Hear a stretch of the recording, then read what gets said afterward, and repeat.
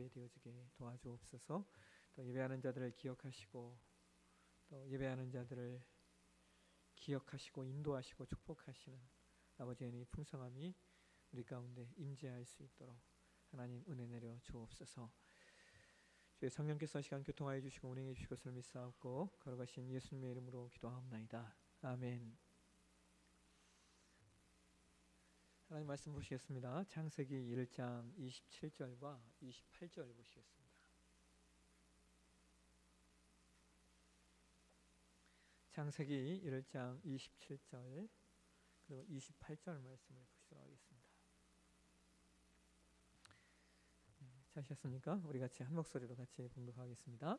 하나님이 자기 형상 곧 하나님의 형상대로 사람을 창조하시되 남자와 여자를 창조하시고 하나님이 그들에게 복을 주시며 하나님이 그들에게 이루시되 생육하고 번성하여 땅에 충만하라 땅을 정복하라 바다의 물고기와 하늘의 새와 땅에 움직이는 모든 생물을 다스리라 하시니라. 아멘. 예, 오늘 웨스트민스터 신앙고백서 44번째 시간입니다. 오늘은 제22장 결혼과 이혼에 관하여 라고 하는 말씀을 좀 나누도록 하겠습니다. 하나님께서 하나님의 자녀들이 구원의 은혜를 이 땅 가운데 풍성히 누리게 하시기 위해서 이 세상에 허락하신 것이 세 가지가 있다라고 이야기를 합니다. 그 첫 번째 내용이 국가라고 하는 것이고요. 두 번째가 가정이고 그리고 세 번째가 교회입니다. 그래서 우리가 지난 웨스트민스터 신앙고백서 제23장에서 국가 그리고 의정자에 관하여라고 하는 말씀을 배웠었고 오늘은 이제 24장에서 가정에 대하여 우리가 나누게 되고 그리고 다음 웨스트민스터 25장에서는 교회에 대해서 이제 말씀을 나누게 됩니다. 그러니까 국가, 가정, 교회가 이 세 가지 내용을 이렇게 우리 한 세트로 이해를 하시면은 좋겠습니다. 하나님께서는 공공의 질서와 평화를 유지하고 교회를 보호하며 악을 징계하시기 위해서 국가 기관을 세우셨습니다. 그리고 인간의 행복과 더불어서 교회의 번성을 위하여 가정을 세우셨고 또 하나님들이 하나님의 은혜의 방편을 사용하여 구원과 영생의 기쁨을 충만하게 누릴 수 있도록 하시기 위해서 교회를 세우셨습니다. 그리고 이것으로서 하나님의 영광이 드러나게 하시고 인간에게 세우신 기관을 통하여 하나님의 구속 사역이 더 효과적으로 이루어질 수 있도록 하셨습니다. 그러므로 세속 정부나 가정은 교회의 구원 사역을 위하여 아주 중요한 역할을 하고 있습니다. 그래서 성경에 따르면 제일 먼저 가정이 세워지고 그 다음으로 교회가 세워지고 그리고 나서 국가가 세워졌습니다. 하나님은 가정을 세우심으로써 교회를 번성하게 하시고 국가를 세우심으로 말미암아 교회를 악으로부터 보호하시는 겁니다. 그러면 여러분 사실상 하나님의 영광은 그 영광 그 자체가 사실은 교회의 영광입니다. 그리고 교회의 영광 그 자체가 가정의 영광이 되고요. 또 그 자체가 국가의 영광이 됩니다. 왜냐하면 하나님의 영광의 가장 궁극적인 목적이 교회의 영광이고 또한 교회의 영광을 위하여 사용하시는 가정이나 국가도 그 영광을 인하여 하나님의 풍성함을 누리기 때문입니다. 지난주에 성경 파노라마 세미나를 하면서 제가 그런 얘기를 했어요. 북한이 공산화되기 전에는 평양이 동방의 예루살렘이었다라고 말씀을 드렸습니다. 그런데 그랬던 평양이 왜 공산화가 되고 왜 교회가 무너지게 되었습니까? 교회가 우상 숭배로 인하여 교회 다움을 잃어버렸기 때문입니다.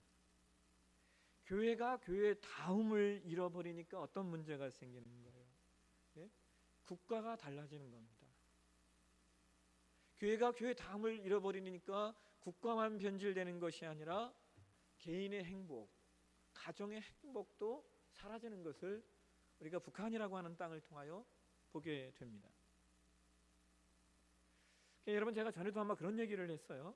우리 대한민국 남한이 경제가 발전했기 때문에 교회가 성장했는가 아니면 교회가 성장했기 때문에 경제가 발전했는가? 뭐 이제 학자들마다 여러 가지 이견이 있죠. 경제가 발전했기 때문에 교회가 성장했다라고 하시는 분이 있는가 하면 그게 아니라 교회가 성장했기 때문에 경제가 발전했다라고 이야기를 하는 그냥 두 이야기가 대척점을 이룹니다. 근데 뭐 저는 단연코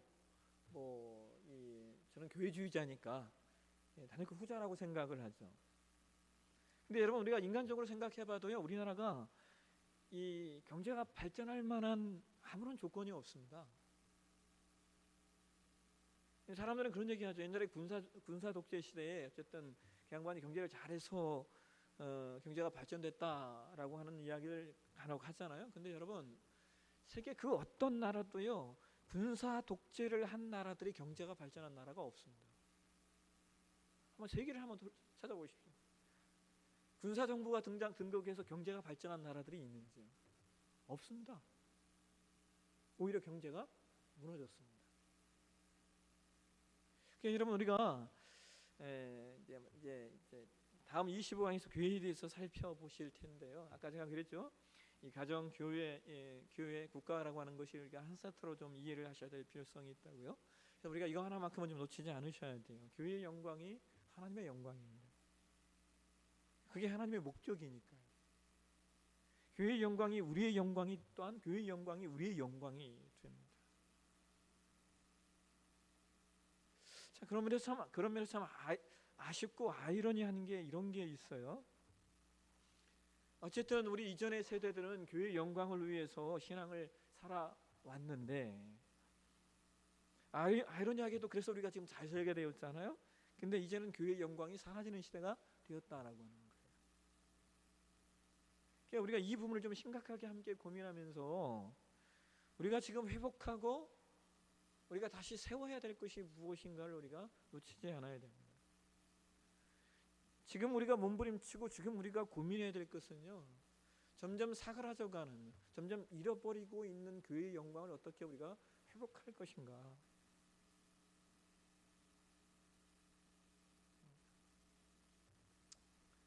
제가 딱 목사 같은 이야기를 하고 있죠, 그죠? 목사들이 하는 말, 딱 목사 같은 이야기를 하고 있습니다. 근데 여러분 이 부분을 한번 우리가 정말 고민해 보셔야 돼요. 교회의 영광이 사라지니까 이 땅 가운데 이렇게 잘 사는 나라가 되었음에도 불구하고 우린 여전히 행복한 사람이 별로 없잖아요.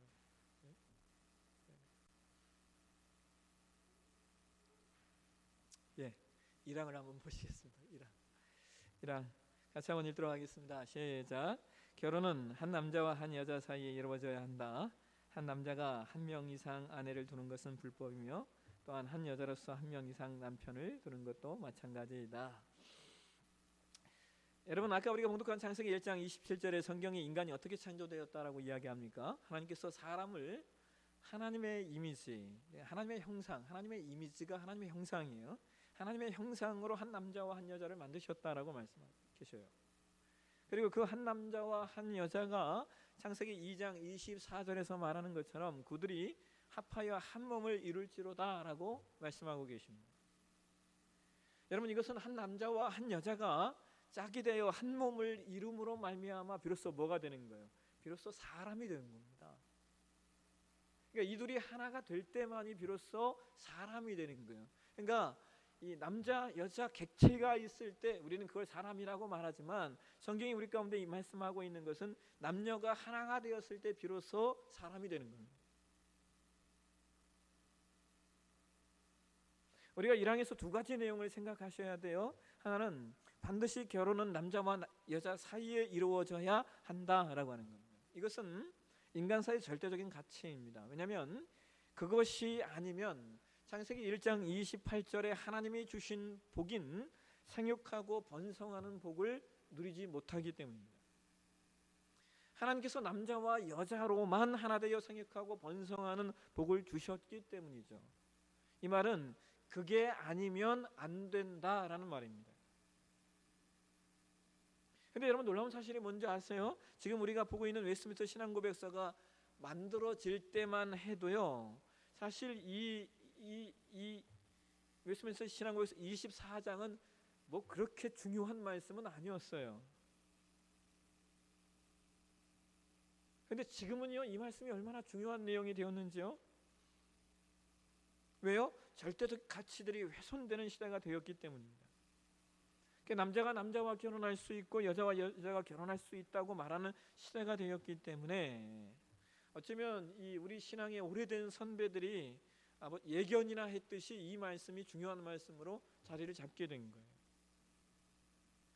예전에 제가 아는 분이 충남도청에서 진행하는 뭐 인권 그 있잖아요. 뭐 인권법 뭐 그거 하는 거, 그거 그 위원이라 분이 저를 한번 찾아오신 적이 있었어요. 충남 위원이래요.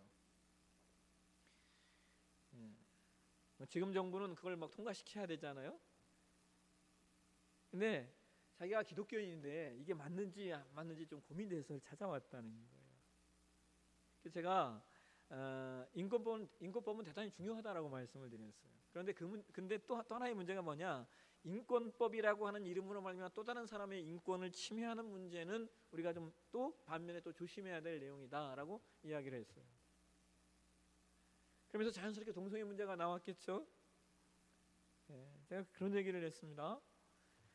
역사 속에서 인간이 정말 무섭게 하나님을 떠나려고 할 때 하나님께서 반드시 그에 상응하는 징계가 역사 안에서 있었다라고 하는 거예요.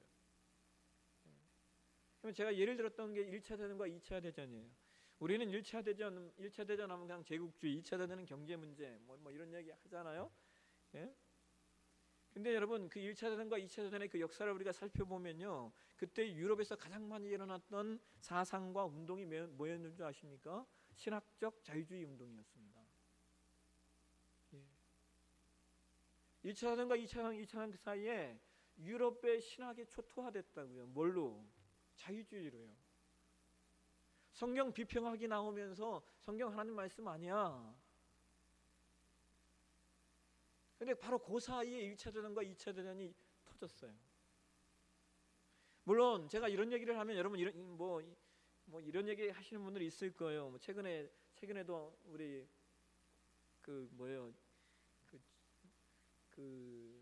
지금 최근에 그 코로나 바이러스 사태가 있은 후에 한국계 이제 또 몇몇의 목사님들이 정말 용감하게 설교해서 왜 우한 폐렴이 생겼냐, 또 중국이 교회를 핍박하고 선교사를 추방해서 그런 일이 생겼다라고 정말 용감하게 이야기를 했어요. 했더니 이제 용감하게 이야기했더니 연락이 얻어 터지고 있죠. 말이 되는 소리냐, 그런 일이 없다, 그런 일이 있겠냐, 연락이 교회 목사님들이 얻어 터지고 있어요. 여러분, 물론 우리가 어떤 일이 일어났을 때 모든 것을 다 그렇게 갖다 붙이는 건 문제가 있어요. 모든 걸 다 그렇게 갖다 붙이는 건 한쪽 극단으로 가는 건 좀 문제가 있어요. 근데 또 그것이요, 그들이 그런 일들을 했기 때문에 그런 것은 전혀 아니라고 말하는 것도 상대적인 오류예요. 이게 무슨 말이냐? 여러분, 세상에 원인 없는 결과도 분명히 있습니다. 그죠? 원인 없는 결과가 있다고요. 그 원인 없는 결과의 대표적인 내용이 뭡니까? 원인 없는 결과. 여러분, 이거 우리는 물어보면 확 나와야 되죠. 원인 없는 결과. 구원이잖아요, 구원. 구원만큼 원인 없는 결과가 어디가 있어요? 우리 삶의 가장 확실한 원인 없는 결과는 구원이에요. 내가 뭐 한 게 없다, 그 얘기예요. 근데 반면에 여러분, 원인이 있기 때문에 결과가 있는 것이 얼마나 많이 있습니까?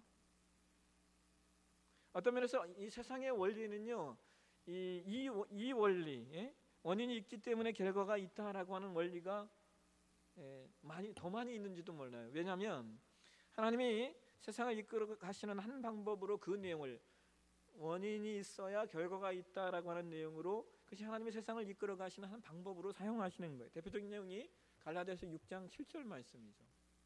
한번 보실까요? 같이 한번 읽겠습니다. 스스로 속이지 말라. 하나님은 만물이 여김을 받지 아니하시나니 사람이 무엇으로 심든지 그대로 거두리라. 하나님께서 만물을 이끌어 가시는 원리로서 원인이 있기 때문에 결과가 있다라고 하는 내용의 대표적인 말씀이 갈라디아서 6장 7절 말씀이 될 수 있어요. 무엇을 하든지 심은 대로 거두게 된다라고 하는 것이죠. 그래서 우리가 이 둘 사이 원인 이꼴 결과가 아니다 혹은 원인 이꼴 결과다, 이 둘 사이에서 어느 한쪽으로만 치우치거나 혹은 이것은 그렇지 않다라고 말할 수가 없다라고 하는 거예요. 더 나아가서 여러분, 우리가 기억해야 될 내용이 하나 있어요. 성경에 그 짜크와 카자크라는 원리가 있어요. 이게 뭐냐면 세상에 악이 가득할 때 하나님께서 세상을 심판하시는 원리가 짜크와 카자크의 원리라고 하는 거예요. 하나님께서 짜크를 들으시고 카자크를 행하셔서 심판하신다. 이게 이제 성경의 원리예요. 근데 이 짜크란 말이 뭐냐? 이 짜크란 말이 히브리 원어의 짜크란 말이요. 이게 크라이란 말이에요. 근데 그냥 울다가 아니라 그냥 부르짖음이에요. 부르짖어서 우는 거예요. 그리고 히브리어 카자크라는 단어는 영어의 making strong이에요. 이게 강하게 만든다. 근데요, 이 말을 성경이 뭐라고 번역했는지 아시죠? 강팍이라고 번역해요. 강팍. 이게 무슨 말이냐?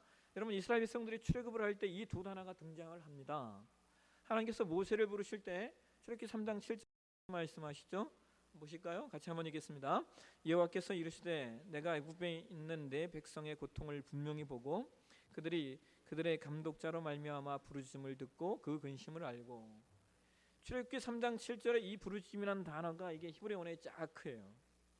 그러니까 이스라엘 백성들이 애굽의 노예로 있을 때 너무 괴로워서 하나님께 부르짖었다. 그리고 하나님이 그 부르짖음을 들으셨다 말하는 거예요. 그래서 하나님이 모세를 애굽에 보내시잖아요. 근데 여러분 기억나세요?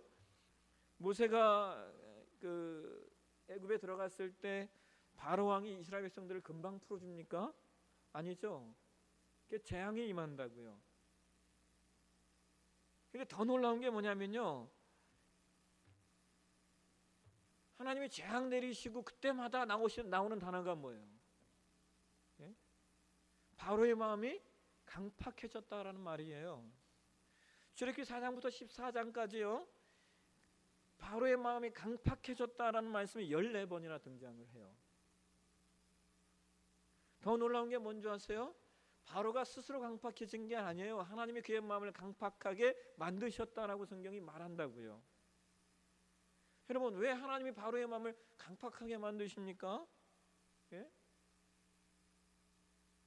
아니, 오히려 바로의 마음을 온유하게 만들어야 이스라엘 백성이 빨리 나오지 않겠습니까? 근데 왜 바로의 마음을 강팍하게 만드셔서 이스라엘 백성들이 그렇게 어렵게 출애굽하도록 만드시냐, 그 얘기예요. 10번씩이나 재앙을 내리셔야 했냐라고 하는 거예요. 두 가지 때문에 그래요. 하나는요, 이스라엘 백성들이 그 10가지 재앙을 통하여 하나님이 어떤 분이신가를 이스라엘 자체가 깨닫게 되는 거예요. 아, 하나님 이런 분이시구나, 이거 알려주는 거예요, 이스라엘에게. 예, 하나님의 하나님 되심의 실체를 보게 하시는 거예요. 그다음에 또 하나, 애굽을 심판하시기 위함인 거예요. 왜요? 하나님께서 이스라엘 백성들의 그 부르짖음을 들으시고 하나님이 심판하시기로 작정하셨기 때문에 그래요. 그래서 하나님이 바로의 마음을 강팍하게 하시는 거예요. 그래서 내리시기로 결정하신 10가지 재앙이 다 내린 후에 그들이 나오게 되는 거예요. 그러니까 여러분, 우리가 이 원리 속에서 살펴보면 중국 교회와 종족 성도들 그리고 선교사님들의 부르짖음이, 그 울부짖음이 왜 없었겠어요?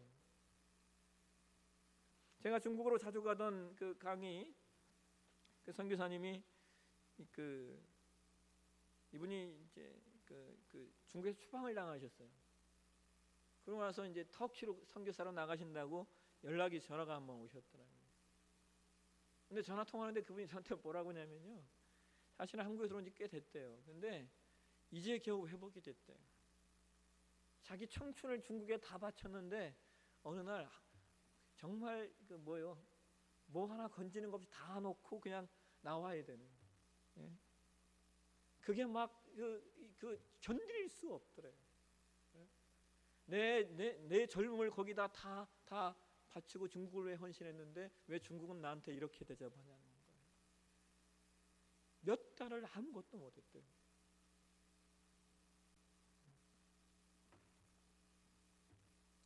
얼마나 힘들었겠어요? 그들의 울부짖음이 있다고요, 여러분. 그리고 저는 여러분 이것뿐만 아니라 중국이 지난번에 홍콩에서 행한 일 때문에 이렇게 하나님이 무서운 징계를 내리시지 않는가라는 생각을 또 해봐요. 여러분 우리가 매스컴에 다 나오지 않아서 그렇죠. 홍콩에 엄청난 핍박이 있었어요. 그들의 피해 부르짖음이 있었다고요. 놀라운 게 여러분 뭔지 아세요? 이 코로나 바이러스 처음 발견한 의사가 사망했지 않습니까? 그런데요, 그 사람이 중국 정부에 이거 대처해야 된다고 그렇게 호소했는데요, 듣지 않았어요. 왜요? 강팍해졌으니까.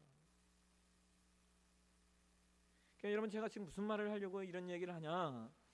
동성애 문제는 반드시 하나님이 심판하실 거예요. 반드시 하나님이 심판하실 겁니다. 근데 제가요, 저는 제가 참 얼마나 치사한지 아세요? 제가 이거 생각할 때, 왜냐하면 저는 역사 제가 세계관을 하면서 역사를 공부하면서 세계 역사가 어떻게 흘러왔는가를 보니까, 예? 반드시 하나님이 심판하실 텐데 제가 치사하게 이렇게 기도해요. 하나님, 그 심판이 우리 땅에선 제발 일어나지 않게 해달라고. 예? 분명히 일어날 텐데 이거 우리 땅에서만 제발 안 일어났으면 좋겠다라고 제가 그렇게 기도하고 있어요. 다른 나라는 그럼 어떡하라는 얘기예요, 치사하게. 근데 마음이 그래요. 분명한 심판이 있을 거니까. 이 문제를 우리가 경홀히 여겨서는 안 된다라고 하는 거예요.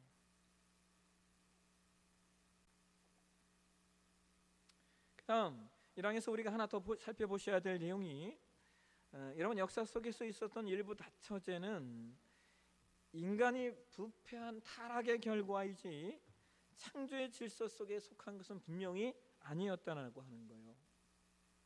물론 하나님이 이 역사, 인류의 역사 속에서 그걸 놓아두신 경우는 있어요. 그렇기 때문에 야곱이 여러 명의 아내를 얻어요. 그러나 그렇다고 해서 우리가 하나님이 일부 다처제를 만드신 분으로 이해해서는 안 된다, 그 얘기예요. 성경에 맨 처음 일부 다처제에 대한 내용이 기록된 것이 창세기 4장이죠. 창세기 4장 한번 19절 한번 보실까요? 같이 한번 읽겠습니다. 라멕이 두 아내를 맺어하였으니 하나의 이름은 아다요, 하나의 이름은 실라였더라. 맞아요?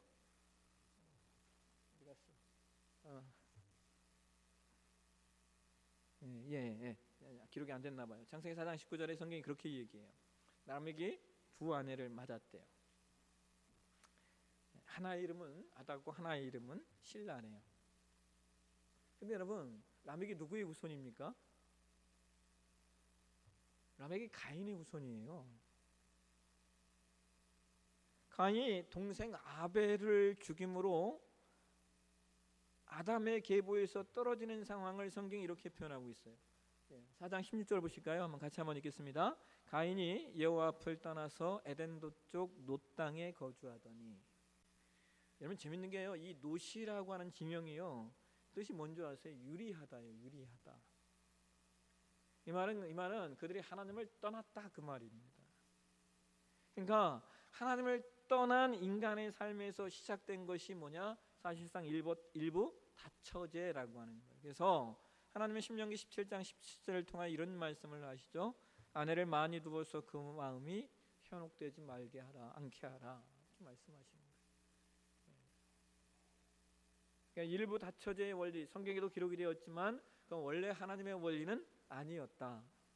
기억하셔야 됩니다. 두 번째, 2항 보실까요? 2항 같이 한번 읽겠습니다.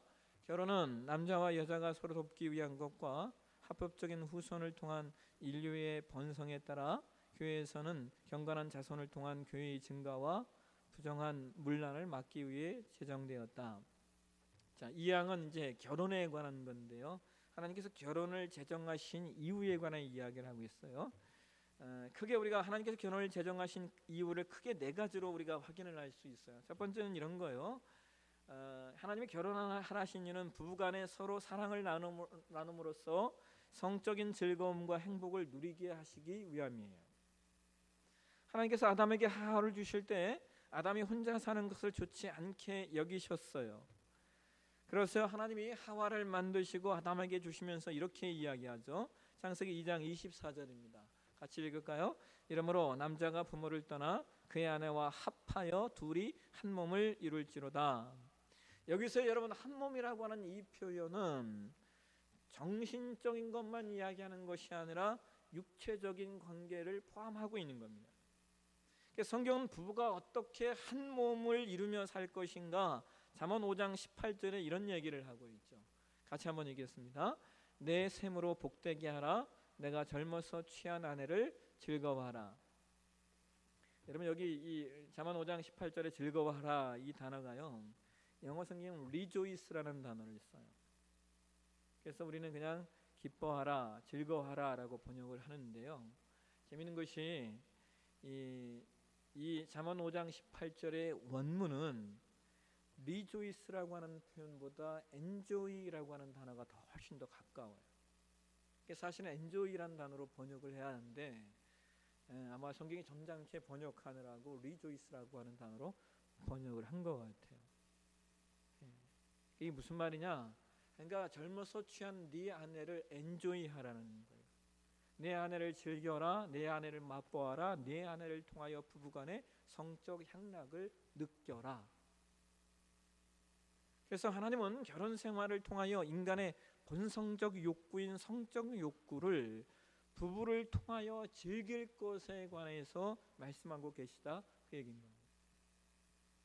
두 번째, 하나님이 결혼을 통하여 결혼을 허용하신 두 번째 이유는 남자와 여자가 서로 돕도록 하시기 위함이라는 거예요. 창세기 2장 18절 한번 보실까요? 2장 18절 같이 한번 읽겠습니다. 여호와 하나님이 가라사대 사람의 독처하는 것이 좋지 못하니 내가 그를 위하여 돕는 배필을 지으리라 하시니라. 여러분 창세기 2장 18절에 하와의 역할을 성경이 뭐라고 말하고 있어요? 돕는 배필, 헬퍼라는 거예요. 헬퍼. 하나님이 여성을 헬퍼로 만드셨대요. 이 말씀을 하면 남성들은 그래 봐, 여자는 나를 돕는 사람이지 나를 주관하는 사람이 아니야. 그 남자들 이렇게 튀어나오죠, 그죠? 저도 그랬으면 좋겠어요. 죄송합니다. 아니에요, 근데 그 말씀이 아니에요. 신약 성경은 가정에 대해서, 부부에 대해서 명확하게 이렇게 얘기해요. 에베소 5장 21절 보실까요? 같이 한번 읽겠습니다. 그리스도를 경외함으로 피차 복종하라. 자, 여러분 에베소 5장 21절은 피차 복종하라라고 말해놓고요, 에베소 5장 22절에 어떤 말씀이 나오는지 아세요? 부부에 관한 말씀, 가정에 관한 말씀이 나와요. 이 말씀은요, 우리가 뭐 가정의 날 맨날 설교하는 말씀이에요. 근데 에베소 5장 22절 이하 가정의 남자와 여자 부부에 관한 이야기를 하시기 전에 성경이 명확히 얘기하고 있다고요. 뭐라고요? 그리스도를 경외함으로, 예수님을 경외하는 것처럼 서로 간에 어떻게 하라는 거야? 복종하라, 서로를 경외하라, 서로를 섬겨라, 서로 간에 복종하라, 이 얘기를 하고 있는 거예요. 결혼은 남녀가 서로 한 몸이 되어 서로 도우며 살아가라고, 서로 간에 헬퍼가 되라고 제정하신 거예요. 세 번째, 하나님께서 결혼을 제정하신 세 번째 이유를요, 이렇게 이야기하고 있어요. 경건한 자녀를 생산하여 교회를 번성케 하기 위함이다 라고 말하고 있어요. 이게 여러분 창조의 원리라고 말씀드렸죠. 아까도 말씀드렸듯이 하나님께서 사람을 남자와 여자로 창조하시고 그들에게 복 주신 내용이 바로 이거라는 거예요. 그러니까 인간이 자녀를 낳는 거 그 자체가 그게 개인적 축복이, 개인적 복이죠. 근데 이게 하나님의 축복이에요. 이게 나만의 축복이 아니라고요. 하나님께서 허용하신 축복이에요. 신자가 결혼하여 자녀를 낳는다, 그 자체가 복인 거예요. 근데 여러분, 특별히 웨스민스터 신앙고백서는 신자들이 결혼하여 자녀를 낳는데 이 자녀를 뭐라고 이야기합니까? 경건한 자손이라고 말하고 있다는 거예요. 그럼 이게 얼마나 은혜로운 말입니까?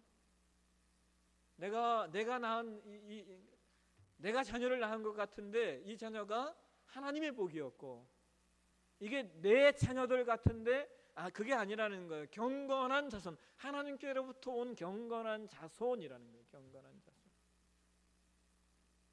우리가 자녀를 바라볼 때 바로 이 시각을 가지고 바라보셔야 돼요. 이 이 아이들이 그냥 우리가 낳은 아이들이 아니다라는 의식이 우리 안에 있어야 돼요.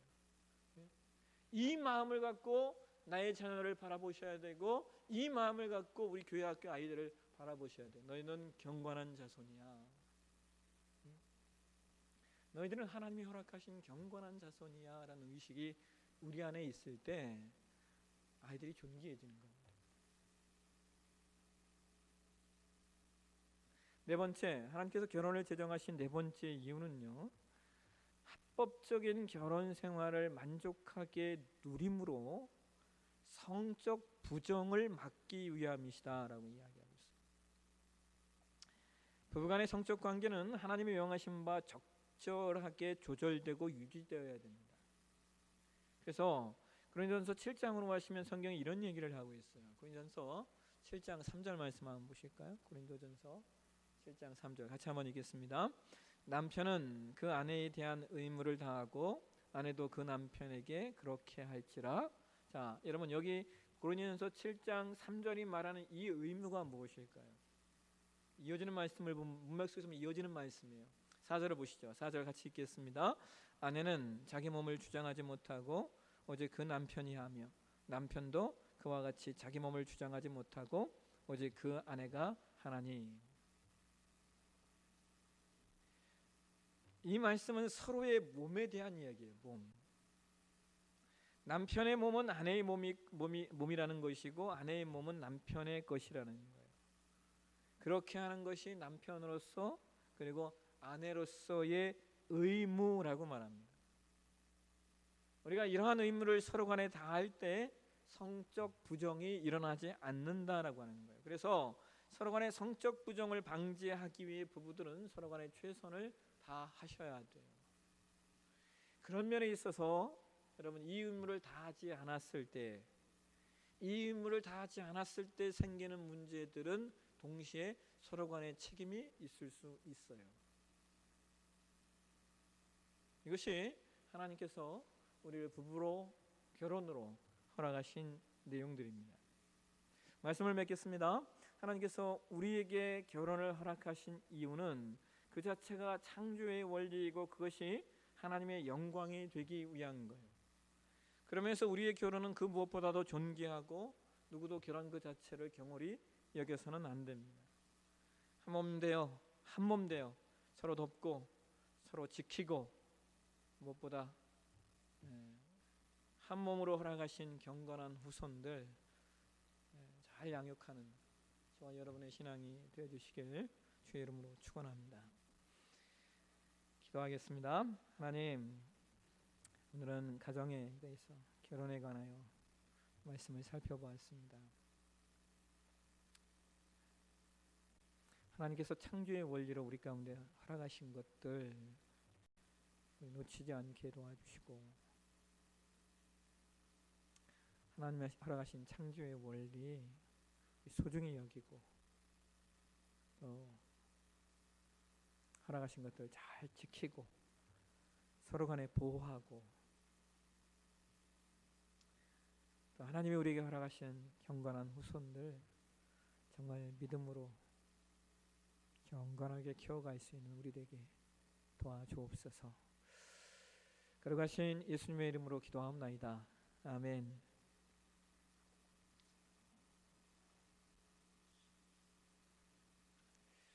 예. 네. 찬송가 특별한 광고는 없고요. 찬송가 559장 찬양하시겠습니다. 559장 찬양하시고 축도하심으로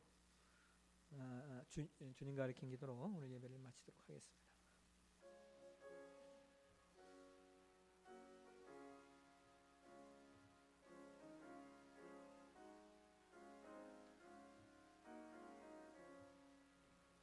사철의 봄바람 불어있고 하나님 아버지 모셨으니 믿음의 반석도 든든하다.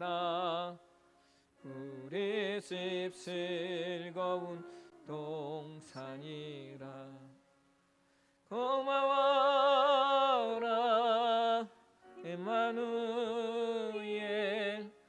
예수만 섬기는 우리 집. 고마워라 임마누엘, 복되고 즐거운 하루하루. 어머니 우리를 보시고 동기들 사랑에 뭉쳐있고 기쁨과 서름도 같이 하니 안간히 조가도 천국이라. 고마워라 임마누엘, 예수만 섬기는 우리 집. 고마워라 임마누엘, 복되고 즐거운 하루하루. 아침과 저녁에 수고하여 다같이 일하는 온 식구가 한 상에 둘러서 먹고 마셔 우리가